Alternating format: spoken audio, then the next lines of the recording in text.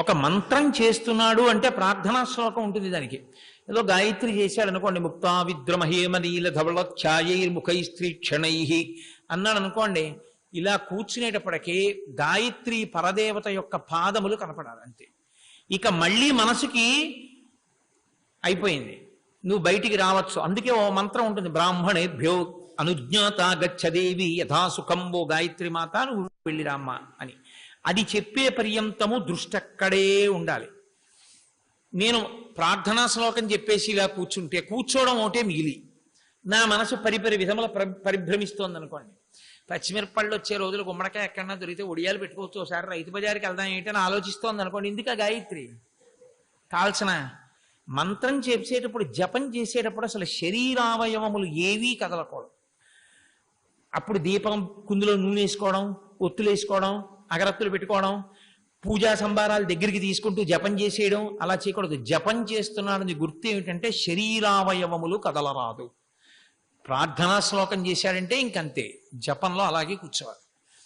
మనసు ఆ పరదేవత యందు పెట్టాలి. అది ఎలా పెట్టాలంటే తర్ఫీదు చేత మీరు ప్రార్థనా శ్లోకం చెప్పి ఇలా కూర్చునేటప్పటికీ మనసు వచ్చి నిలబడిపోవాలి. అది మిగిలిన ఇంద్రియముల నుంచి విడిపోవాలి. అది దానికి మహాభారతంలో వ్యాసుడు ఒక ఉదాహరణ చెప్పాడు. ఆడుకుంటున్న పిల్లల్ని పట్టుకున్న తండ్రిలా అన్నాడు. 5 కొడుకులు ఉన్నారనుకోండి, చిన్నపిల్లలు 5 ఆడుకుంటూ ఉంటారు. అమ్మ ఉరే అన్నం కలిపేశాను రండిరా అంటూ వాళ్ళు ఆడుకుంటుంటారు. తండ్రి గబగబా వెళ్ళి ఈ 5 పిల్లల్ని పట్టుకుంటాడు. తండ్రి పరిగెత్తుకొస్తుంటేనే పిల్లలు ఆట ఆపేసి నిలబడిపోతారు. బాబాయ్ నాన్నగారు వస్తున్నారు కొట్టేస్తారు లేకపోతే. తండ్రి వెళ్ళి చేతులు పట్టుకుని రండిలాగా అంటాడు. అంతే. 5 పిల్లలు వెనకాల కూర్చోండి, ఇలా కూర్చుంటారు. అన్నం తినండి రా అని తండ్రి వెళ్ళిపోతాడు. అంతే. 5 కూర్చుని అన్నం తింటారు. తండ్రి పరిగెత్తుకొచ్చి పట్టుకుంటే పట్టుబడి వెంట వెళ్ళిన పిల్లలలా అని వేశాడు ఉపమానం వ్యాస భగవానుడు. అలా 5 ఇంద్రియములు ఉత్తర క్షణంలో విషయవాసనల నుంచి వెనక్కి వెళ్ళిపోవాలి. వెనక్కి వెళ్ళిపోయి నిలబడాలి. అలా రాలేదనుకోండి, అలా చిత్తశుద్ధి కలగలేదనుకోండి, మనస్సు అలా చెప్పగానే వింటలేదనుకోండి, చాలా సాధన ఇంకా చెయ్యాలని గుర్తు. అంటే ఇంకా నీ మనసు పరిపక్వత పొందలేదు, అది నిలబట్టలేదని గుర్తు. అప్పుడు చిత్తశుద్ధి కొరకు ఈ శరీరాన్ని ఆధారం చేసి ఇంకా సాధన చెయ్యాలి. ఎందుకని మనస్సు ఏర్పడేది 6వ వంతు అన్నం వల్ల. మనసుకి శుద్ధి ఇదిగో స్నానాదులు, పటల పన్నము, వస్త్రము, నిత్య నైమిత్తిక కర్మలు, వీటి వల్ల. వీటి యందు ఇంకా మగ్నత పొందాలి. ఇందులో వేదాంతాన్ని అన్వయం చేసుకుని ఏం చెప్తారంటే, మనసు అలా నిలబడకపోవడానికి కారణం ఎక్కడుంది అంటే, మనసు నీ పిలుపుకి అనుసంధానం కావట్లేదు. ఒక పశువు వింటుంది. మొదట్లో కొత్తగా పుట్టినటువంటి గిత్తదూడ కొంచెం పెద్దదైపోయి ఎద్దయిందనుకోండి, ఇవాళ బండి కట్టించడానికి ముహూర్తం పెట్టించుకుంటారు, బండి కడతారు. బండి కట్టినప్పుడు రైతు ఏం చేస్తాడంటే ఆ బండి ఎత్తి పట్టుకుని అలవాటున్న ఎద్దుని ఓ పక్కన కడతాడు. కొత్త దూడని రమ్మంటాడు, దా దా అంటాడు, అది రాదు. ఇది కాడి మోస్తుంటే యువతల కాడి కొంచెం ఒరుగుతుంది, వెళ్ళి ఆ పలు పట్టుకుని బలవంతంగా లాక్కొస్తాడు. కాడి కింద మెడ పెడతాడు, అదేం విందది. ఇలా మెడ కింద నుంచి ఓ తాడు తీసి పక్కనున్న గుంజకేస్తాడు, వేసి బండిలో కూర్చోడు. ఎందుకంటే అవతల ఎద్దు మామూలుగా నడుస్తుంది, యువతల ఎద్దు అటు పక్కైపోతుంది. అందుకని దాన్ని దగ్గరుండి తోక మెలిపెట్టి దెబ్బలు కొట్టి నడిపిస్తాడు. పక్క ఎద్దుని చూసి మెల్లిగా నడవడం నేర్చుకుంటుంది. బండి కట్టడానికి రమ్మంటే రాదు. ఓ 6 నెలలు పోతుంది. పోయిన తర్వాత 2 ఎద్దులు పడుకుని గడ్డి మేస్తుంటాయి. ఈయన వచ్చి ఆ కాడి ఎత్తి పట్టుకుంటాడు, ఇలా ఇలా ఎత్తి పట్టుకుని అంటాడు. 2 లేచి వచ్చి కాడి కింద తలపెట్టేస్తాడు. ఏమనలేదు, రా అని కూడా అండవు. నాలుకతో చప్పుడు చేస్తే 2 ఎద్దులు కాడి కింద తలపెట్టాయి. ఒక పశువు, గడ్డి తినే పశువు శిక్షణకు అలవాటు పడిపోయింది. నీ మనస్సు వినకపోతే,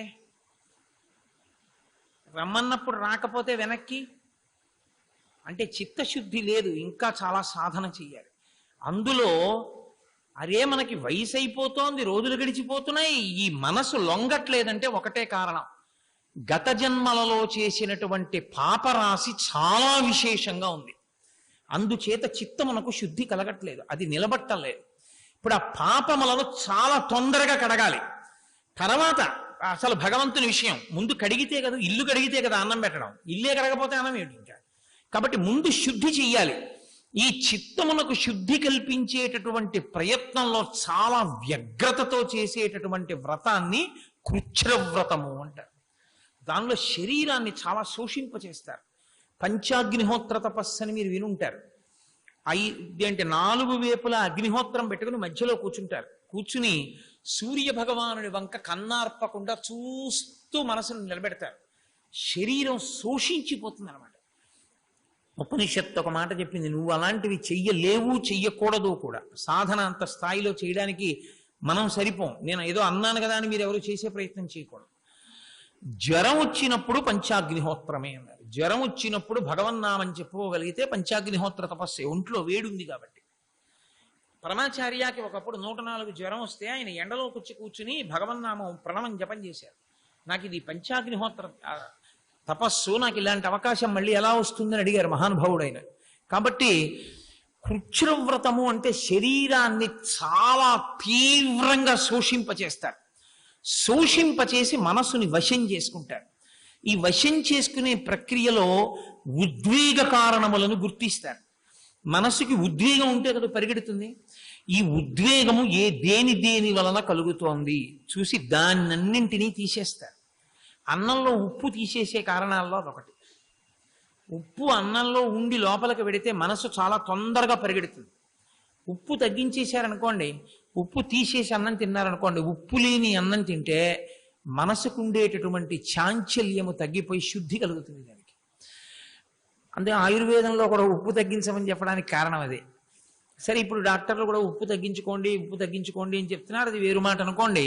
కాబట్టి దానికి శరీరమును శోషింపచేసి చిత్తశుద్ధి కల్పించి మనసు నిలబెట్టేటటువంటి క్రమానికి కృచ్ఛ్రవ్రతము అంటారు. రెండవది చాంద్రాయణము అని ఒక వ్రతం. చాంద్రాయణ వ్రతం చాలా గమ్మత్తుగా ఉంటుంది.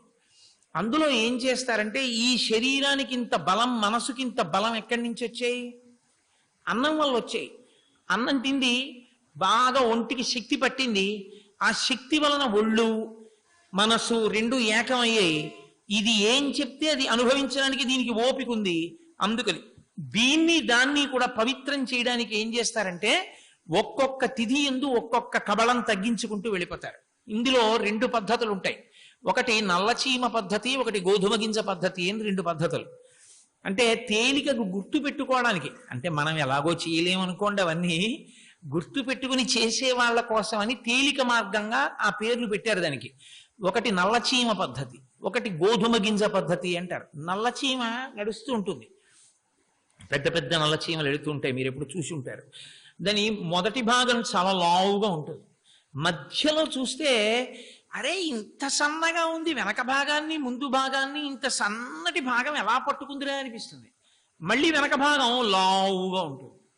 ఇలా లావుగా ముందు వెనక ఉండి మధ్యలో సన్నగా ఉన్నది నల్లచీమ. ఈ నల్లచీమ పద్ధతి అని ఒక పద్ధతి.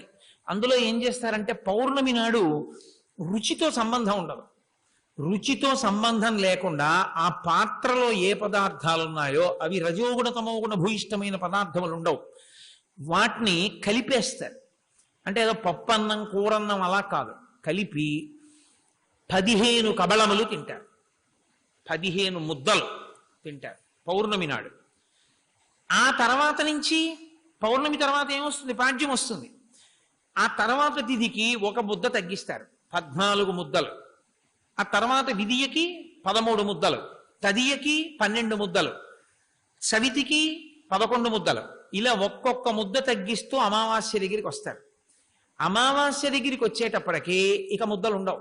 ఎందుకంటే మరి ప్రథమ తిథి దాటిపోయారుగా. అమావాస్య దగ్గరికి వచ్చేటప్పటికి పూర్ణోపవాసం చేస్తారు.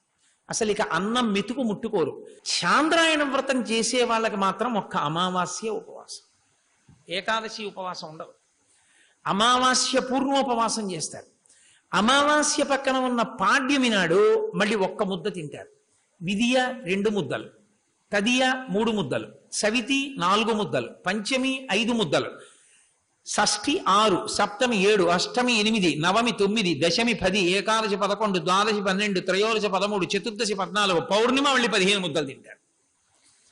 అందుకని నల్లచీమలా ముందు లావుగా ఉంటుంది, వెనక లావుగా ఉంటుంది. 15 ముద్దలు. మధ్యలో అమావాస్య దగ్గరికి వచ్చేటప్పటికి ఉపవాసం, అందుకని సన్నగా ఉంటుంది. అందుకని గుర్తుపెట్టుకోవడానికి నల్లచీమ పద్ధతి అంటారు దాన్ని శాస్త్రంలో. రెండవది ఉంటుంది, దాన్ని గోధుమ గింజ పద్ధతి అంటారు. అంటే 15 ముద్దలతో ప్రారంభం చేయడం కాకుండా, గోధుమ గింజ చూడండి, ముందు చిన్న మొనలా ఉంటుంది, చివర మొనలా ఉంటుంది, మధ్యలో లావుగా ఉంటుంది గోధుమ గింజ. ఆ గోధుమ గింజ పద్ధతిలో ఏం చేస్తారంటే పాడ్యమి నాడు మొదలు పెడతారు, శుక్లపక్ష పాడ్యమి నాడు మొదలు పెడతారు.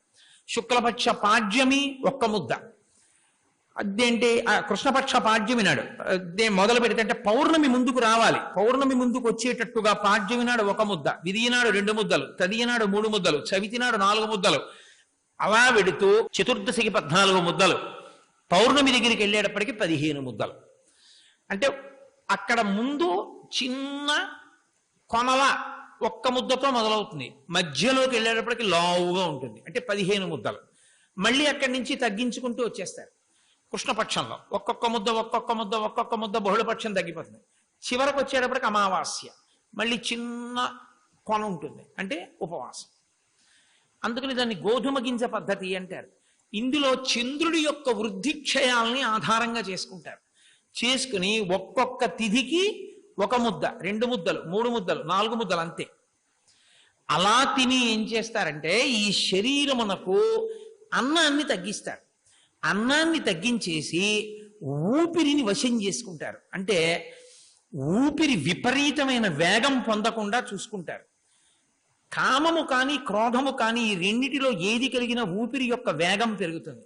ఆయుర్దాయము తగ్గిపోవడానికి కారణాలు 2 చెప్తారు వేదాంత శాస్త్రంలో. 1 ఎక్కువ మాట్లాడడం, 2 ఈ కామక్రోధముల యందు ఊపిర్లు తొందరగా పీల్చడం. ఎక్కువ ఎవరు మాట్లాడతారో వాళ్ళ ఆయుర్దాయం తగ్గిపోతుంది అని. అందుకే గురువు ఎప్పుడైనా మాట్లాడితే శిష్యులు ఎప్పుడు ఒక్కటే మాట చెప్తారు, గురువుగారు శ్వాస మన కోసం ఖర్చు అయిపోయింది అంటారు. ఎందుచేత అంటే గురువు మాట్లాడకపోతే శిష్యుడికి ఎలా తెలుస్తుంది?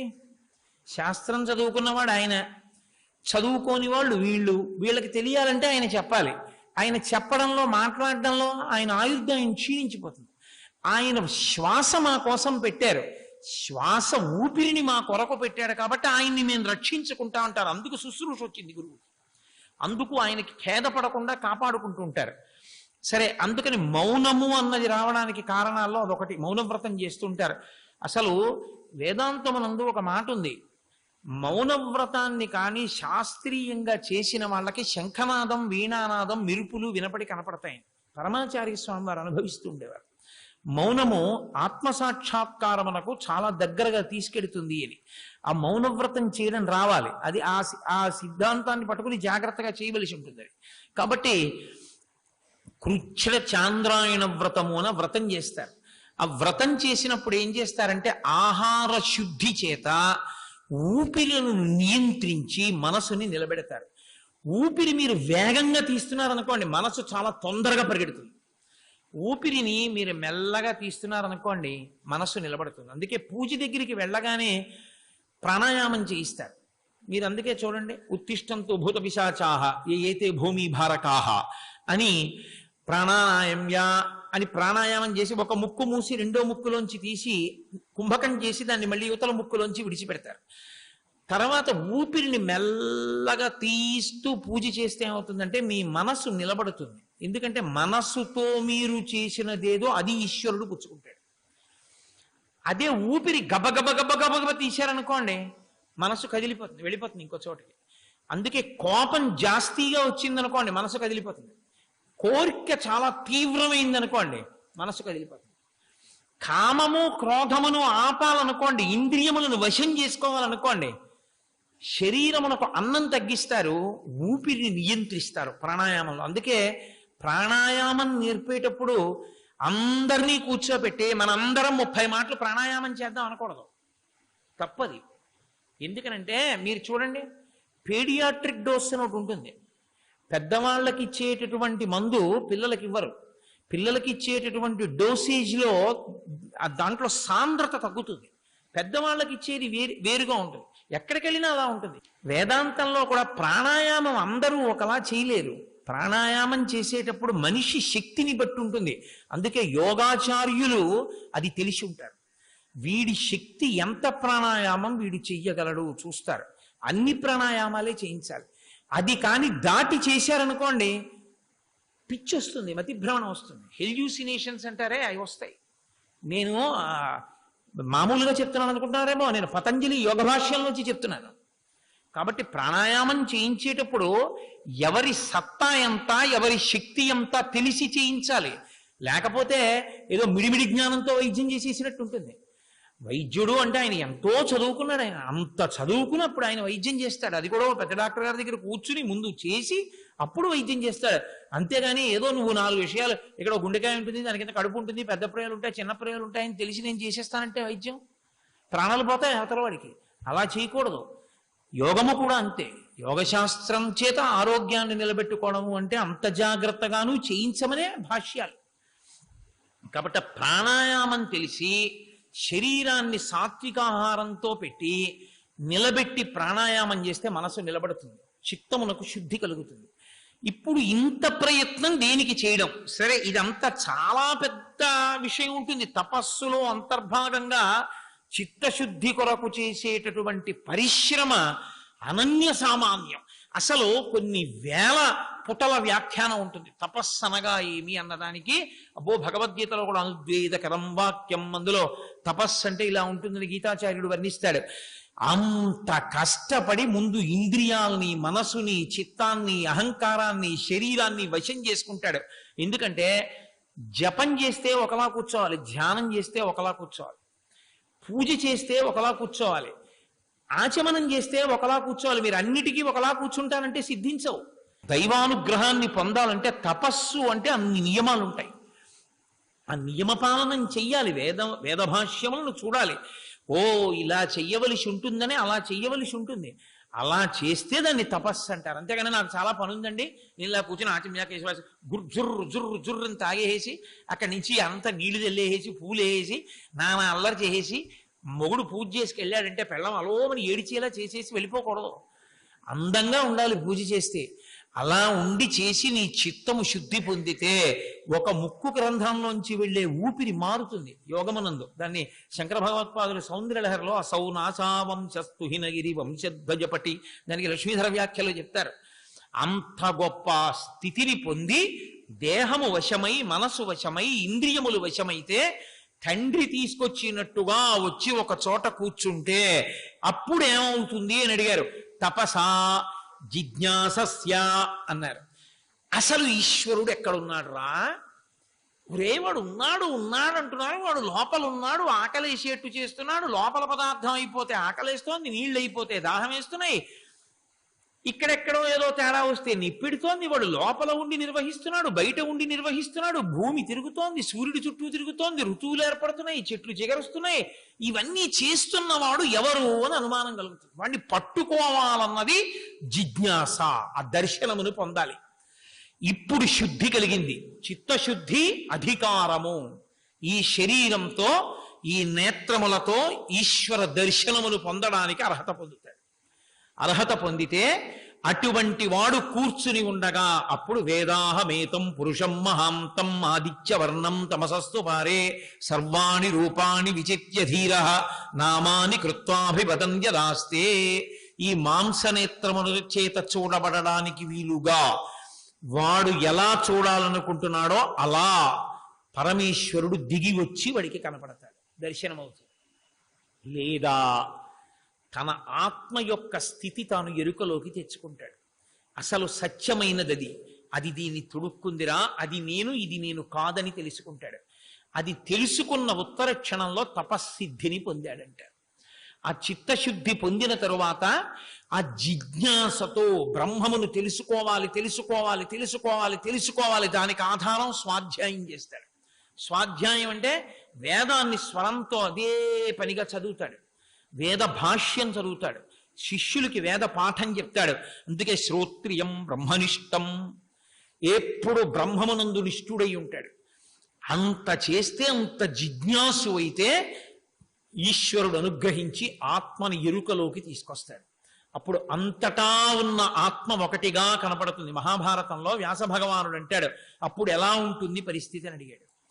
అంటే ఒక కొండ శిఖరం మీద నించుని కింద వెళ్ళేటటువంటి జనాన్నందరినీ చూస్తుంటే ఎలా ఉంటుందో, తాను ఆత్మగా నిలబడి మిగిలిన వాళ్ళందరినీ చూస్తుంటే యానిశా సర్వభూతానాం తస్యా జాగర్తి సంయమి అని భగవద్గీతలో గీతాచార్యుడు చెప్తాడే, అలా శరీరధారులైన వారు భోగముల కొరకు తిరుగుతుంటే తాను సమస్త ఆనందమునకు ఆలవాలమైన ఆత్మగా, ఎన్నడూ లేనివాడు కాడు, ఎప్పుడూ ఉండేటటువంటి సనాతనుడిగా, శరీరమునందు భ్రాంతి లేనివాడిగా, ఈ పడిపోవడమే చిట్ట చివరి పడిపోవడం, ఇక నేను పుట్టవలసిన అవసరం లేదని తాను పండిపోయి ఇది పడిపోవడాన్ని ఎదురు చూస్తూ, పడిపోయే వరకు దీనికి ఆకలేస్తే దీనికి ఆకలేసిందని, నిద్రపోతే ఇది నిద్రపోయిందని, నిప్పెడితే దీనికి నిప్పెట్టిందని తాను సాక్షిగా ఉంటూ తాను ఆత్మగా నిలబడి ఈ శరీరం పడిపోయిన తరువాత తాను అనంతమైనటువంటి ఆత్మయందు ఒకటిగా ఉండిపోతాడు.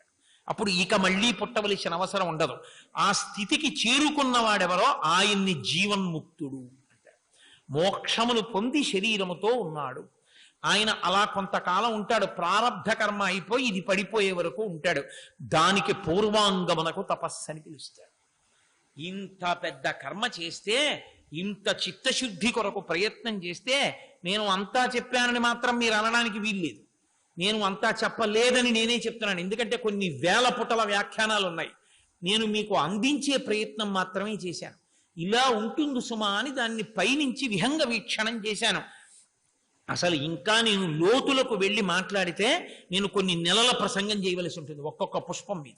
అందుకే ఇవి తరగని పుష్పములు అన్నాడు. వీటి వలన విష్ణువు ప్రీతి చెందుతారు అన్నారు. అందుకని అంత నిగ్రహాన్ని పాటించి అలా బ్రహ్మ జిజ్ఞాసు అయిన వాడెవడున్నాడో వాడు ఈశ్వరాభిముఖమవుతున్నాడు. కానీ మీతో నేను ఒక మాట చెప్తాను, బాగా జ్ఞాపకం పెట్టుకోండి. నేను చెప్తున్నటువంటి ఉపన్యాసాన్ని మీరు తదేక దీక్షతో ఎవరైనా విన్నారనుకోండి, విని మీరు ఇంటికి వెళ్ళి పడుకున్నారనుకోండి, మీకు నా మాటలు వినపడుతుంటాయి నిద్రలో. కారణం ఏమిటో తెలుసా? మీ మనసు లగ్నం అయిపోయింది బాగా. అలా లగ్నం అయిపోయిన కారణం చేత నిద్రలో కూడా నా మాట వినపడుతూ ఉంటుంది మీకు. అలాగే భగవంతుని యందు మునక వేసేసాడు అనుకోండి, ఆచారకాండని అడ్డు పెట్టుకుని నిత్య నైమిత్తిక కర్మల చేత ఒక నిమిషం ఇంకొక దాని గురించి ఆలోచించడానికి ఇక ఖాళీ లేదు. ఎందుకనంటే కాలంలో ఒక కాలం తర్వాత ఒక కాలంలో చెయ్యవలసిన వచ్చి మీద పడిపోతున్నాయి. అవి చేసుకోవడం, సిద్ధం చేసుకోవడం, ఈశ్వరారాధన విసుగు లేకుండా ఉత్సాహంతో, విసుగుతో చేయకూడదు. అందుకే జిజ్ఞాసు అయి సంతోషంగా అలా. అందుకే పగటి నిద్ర లేదు అసలు. ఎక్కడ నిద్రపోవడం ఉందా? ఎక్కడైనా ఎక్కడ ఉండదు. అలసట లేదు. రాత్రి ఎప్పుడో పడుకుంటాడు. ఆ పడుకునే ముందు కూడా 11 మార్లు శివనామని చెప్పి పడుకుంటాడు. ఆ పడుకున్నప్పుడు నిద్రలో కూడా అతనికి ఇంకా భగవంతుడు, ఆరాధన, స్వాధ్యాయం, ఆయన చేసిన ఆ పాఠం చెప్పడం, శిష్యులు అవే వినపడుతుంటాయి. అసలు అతని ఇంద్రియముల యందు కానీ ఆయన చిత్తమునందు కానీ అన్యమైనటువంటి కోరిక ప్రవేశించదు. అసలు ఆయనకు ఆలోచన ఉండదు. ఆయనకి ఏమైందో తెలియదు. ఆయనకి 24 గంటలు భగవంతుడే. మళ్ళీ తెల్లవారింది లేచిపోవడమే. పరదేవత వెంట తిరుగుతుంది. ఆ తపస్సు సిద్ధించిన తాడేపల్లి రాఘవనారాయణ శాస్త్రి గారు మంచం మీద పడుకుంటే అమ్మవారు గుమ్మం మీద కూర్చునేది. తెల్లవారుజామున 3 అయ్యేటప్పటికి ఆయన ఇంకా నిద్ర లేవకపోతే అమ్మవారు తట్టి లేపేది. 3 అయింది, నారాయణ శాస్త్రి లేచి సంధ్యావందనం చేసుకోవాలి, లే లే లే అని లేపేది. అమ్మవారు లేపితే ఆయన లేచి స్నానం చేసేవారు. ఆయన పడక్కుర్చీలో పడుకుంటే నేను వెళ్ళి చూసి వచ్చాను చందోలు. ఆయన పడుకునే కుర్చీ, ఆయన పడక్కుర్చీలో పడుకునే కుర్చీ ఒకటి ఉంటుంది. ఆ కుర్చీలో పడుకుంటే రాఘవనారాయణ శాస్త్రి గారిని చూడాలని పక్క ఊళ్ళ నుంచి వచ్చేవాళ్ళు. వచ్చి ఆయన్ని చూసి, అమ్మ రాఘవనారాయణ శాస్త్రి గారు ఉన్నారా అమ్మా అని అడిగేవారు. రాఘవనారాయణ శాస్త్రి గారు ఉన్నారా అమ్మ అంటే అవేమే, నేనే రాఘవనారాయణ శాస్త్రిని అనేవారు ఆయన. ఆ పరాచకం ఆడకండి అమ్మా, మీరేమో చీర కట్టుకుని నగలు పెట్టుకుని మీరు అలా కనపడుతూ మీరు రాఘవనారాయణ శాస్త్రి గారు ఏంటి, ఆయన మగ ఆయన కదమ్మా, మాకు ఒక్కసారి వారి దర్శనం చేసుకుంటాం పిలవండమ్మా అని అడిగేవారు. చాలా మందికి ఈ పాటి ఆ పాటి అమాయకత్వంతో కూడిన చిత్తశుద్ధి ఉన్న వాళ్ళకి రాఘవనారాయణ శాస్త్రి గారు అమ్మవారిలాగే కనపడేవారు కుర్చీలో పడుకుని. అంతవరకు ఎందుకండి? ఆ తపస్సిద్ధి మహానుభావుడిది. 8 మానిల బియ్యం పోసి పాయసం ఉండేవారు వారి భార్య గారు. పరదేవత ముందు పెట్టి నివేదన చేసేవారు. నేను ఆయన సింహాసనం, ఆయన పూజా మందిరం చూసొచ్చా. వాళ్ళ అబ్బాయి కూడా ఇప్పుడు అదే స్థితిలో ఉన్నారు. అంతటి ఆ భక్తి ఉన్మాదం, ఆ జపం ఎప్పుడు పెట్టి ఆ 8 మానిల బియ్యం పాయసం నైవేద్యం పెట్టేవారు అమ్మవారికి. నైవేద్యం పెట్టి ఆ పాత్ర తీసుకొచ్చి పీట వేసి పొడుగ్గా హాల్ ఉంటుంది. ఆ హాల్ మధ్యలో పీట మీద పెట్టేవారు మూత పెట్టి. ఎవరింటికి రానివ్వండి, అన్నం తిన్నావురా, అయ్యా ఇప్పుడే వచ్చి ముందు అన్నం తినరే తర్వాత మాట్లాడతాను. సాయంకాలం ఒక రోజున 7 గంటలకి 400 మంది వచ్చారు, వెళ్ళి అన్నం తినండి అన్నారు. 400 మంది వెళ్ళి అన్నానికి కూర్చున్నారు. మరి భార్య గారు నవ్వుతూ వెళ్ళి పాత్రలో అన్న ఆ పాయసం తీయా గిన్నెలో వేసుకోను, పాయసం తీయా గిన్నెలో వేసుకోను, తీసుకురాను వడ్డించను. పాయసం గిన్నెలో పాయసం అయిపోయిందని గుర్తు ఏంటంటే ఇంకా అతిథులు రారు అని గుర్తు.